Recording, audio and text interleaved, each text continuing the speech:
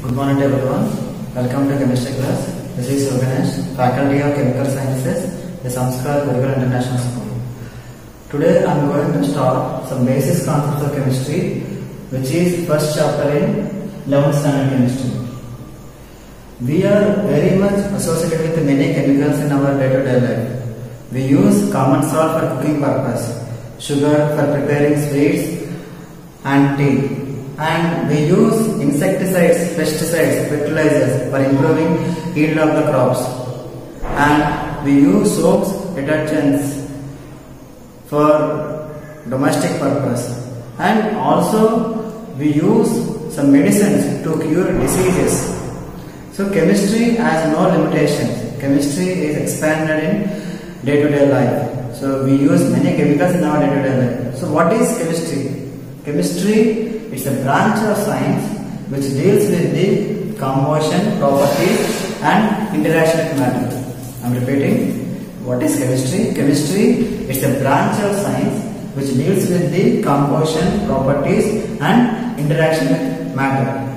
The chemistry has divided into organic chemistry,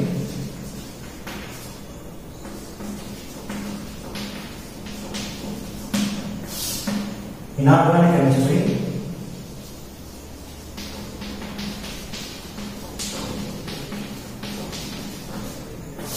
physical chemistry,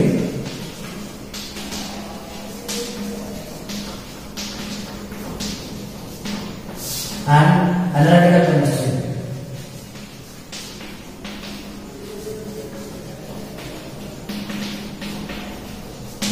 Let us look into the organic chemistry. Organic chemistry is a branch of chemistry which deals with the compounds of carbon and hydrogen called hydrocarbons. Organic chemistry deals with compounds of hydrocarbons. For example, methane, formula of methane, CH4.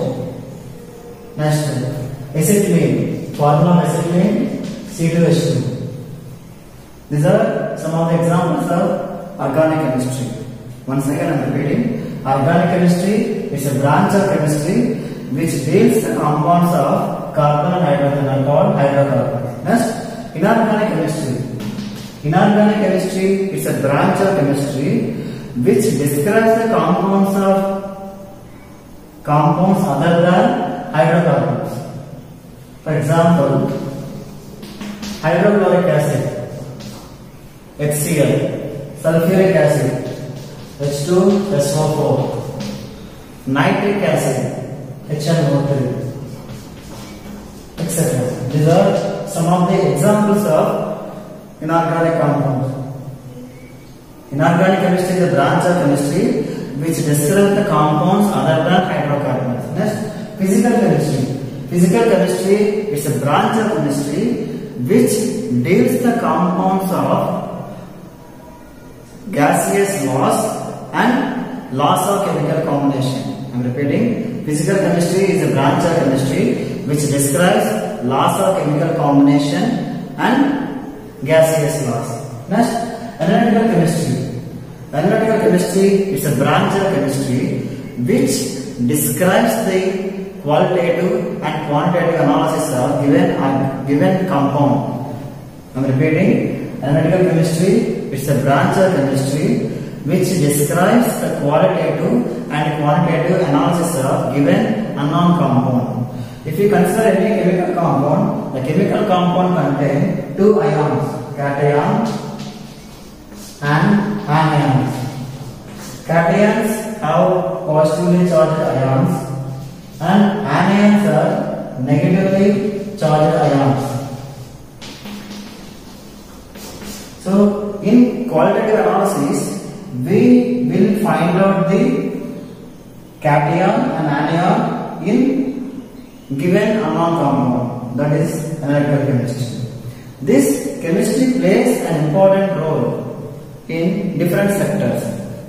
Let us talk about importance of chemistry.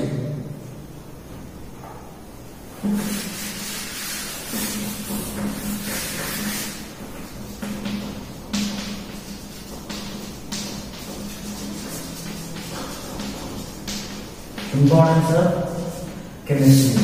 Chemistry plays an important role in different sectors. First, food and agriculture sector.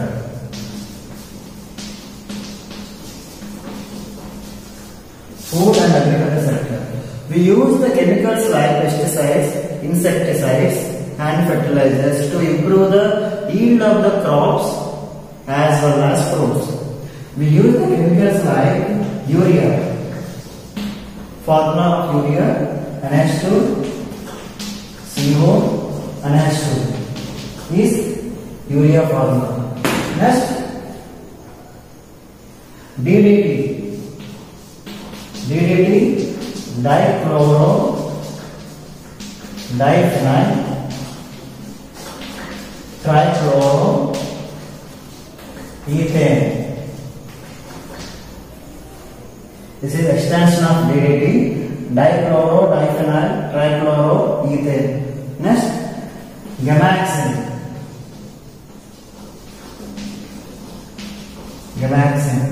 So here urea is an example of fertilizer, and DDT, dichlorodiphenyl and trichloroethane, and gamaxin are examples of insecticides.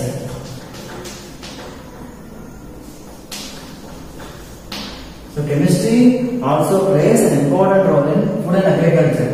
In addition to that, chemistry also involved in health and sanitation sector.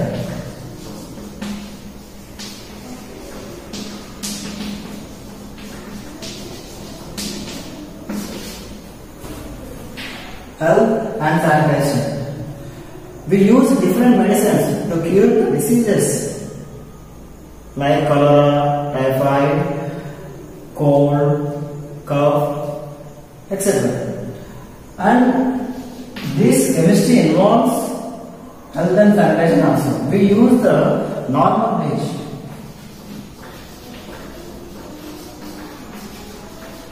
In nowadays, many people are using normal bleach for sanitation. Here, normal bleach means NaClO. Here, NaClO means sodium hypochlorite. I am repeating. Normal bleach is NaClO. Chemical name of normal bleach is sodium hypochlorite. It is the best disinfecting agent, and we use some tablets to reduce the body temperature. Those are called antibiotics. Antibiotics reduce or lower body temperature.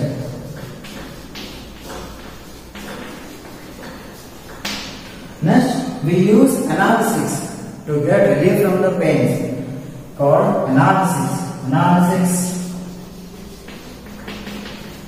Analgesic gives relief from the pain. Relief from the pain, simply called painkillers. Next, tranquilizers.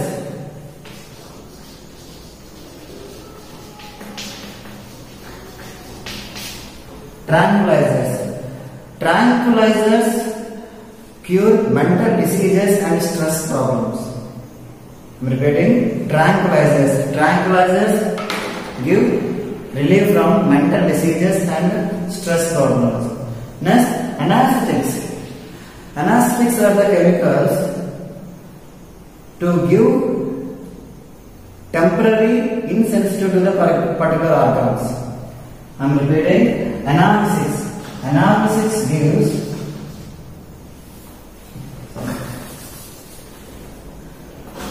anesthetics. Anesthetics gives temporary insensitivity to the particular organs. Next, antiseptics. Antiseptics kills microorganisms.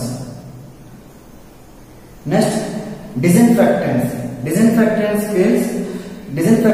inhibit the reactivity of the microorganisms.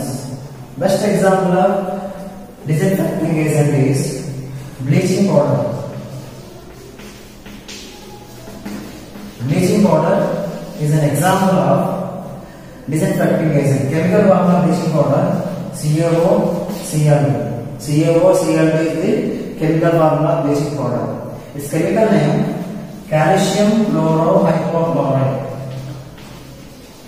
Calcium chlorohypochlorite is the chemical name of bleaching powder.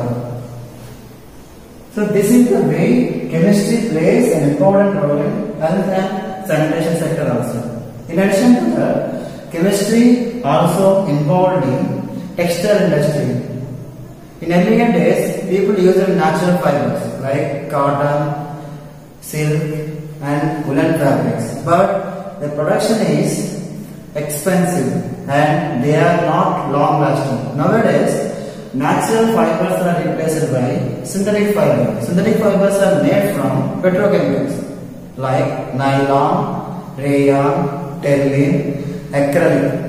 These are some of the examples of synthetic fibers. And in addition to that, many of the constructions are carried out by cement. And glass industry, we use the chemicals like sodium silicate and calcium silicate. Next, paper industry and metallurgical industries. Metallurgy. What do you mean by metallurgy?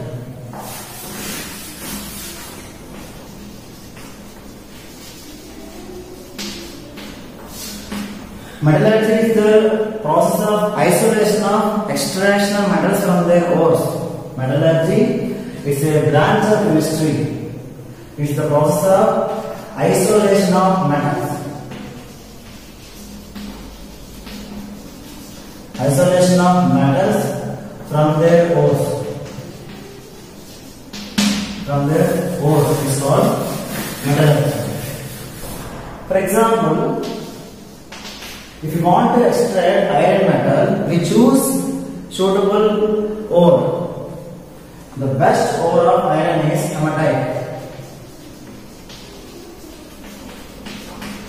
Hematite formula Fe2O3. From hematite we extract iron metal. Next, bauxite. Bauxite formula Al2O3. From bauxite we extract metal aluminum. Next, dolomite. Dolomite formula CaCO3 MgCO3. From this we can extract either calcium or magnesium. Next, limestone. Formula of limestone CaCO3. From limestone we extract metal calcium. This is the way we can extract metals from their respective ores. This is known as metallurgy. So chemistry has also involved in metallurgical industries also. So chemistry has no limitations. It is covered in all of the sectors. That's why chemistry plays an important role in every sector in our lives. Now let us talk about classification of matter.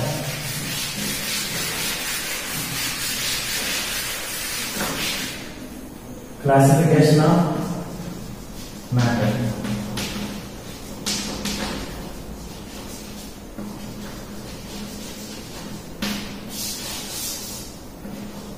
You have learned the definition of matter in earlier class. I am repeating the definition of matter. Matter means anything which occupies space and has mass and can be perceived by physical sense. For example, this duster is an example of matter because it has mass.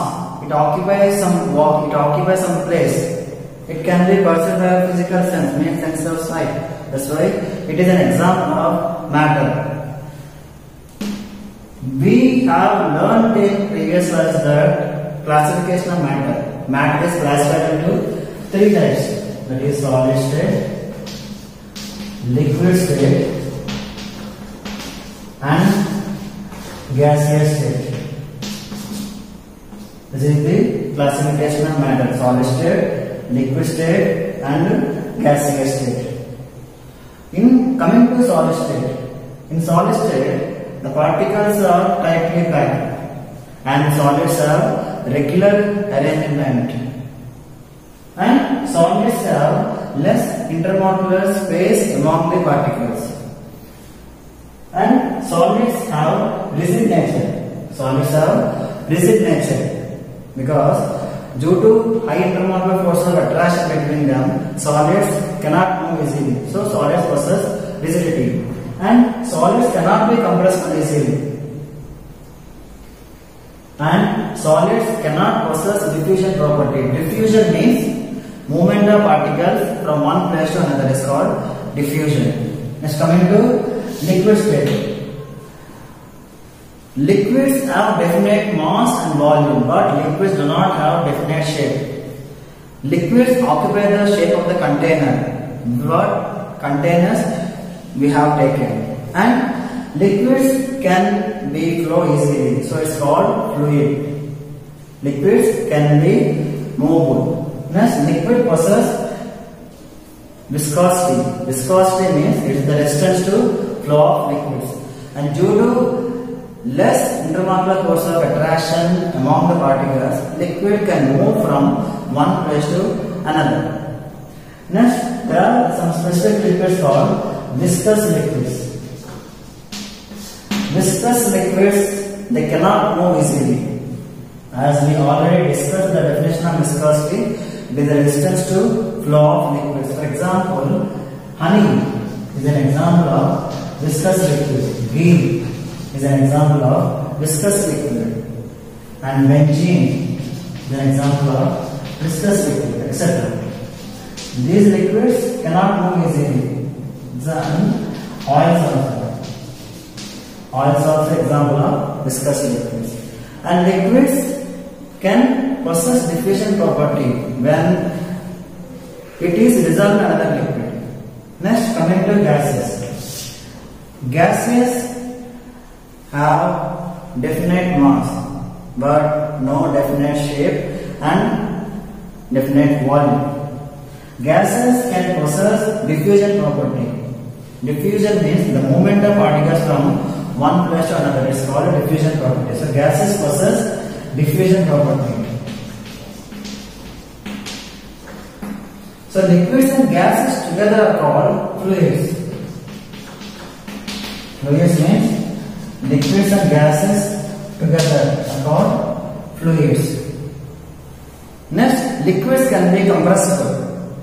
Liquids can be easily compressible due to very less intermolecular force of attraction among the particles. That's why liquids can be compressible easily. And liquids do not possess rigidity. Liquids do not possess rigidity because liquids have high intermolecular force of liquids have less intermolecular force of attraction among the particles. That's why liquids cannot possess rigidity. They can easily move from one place to another called diffusion. So this is today's section. We'll meet in next section. Take care of it.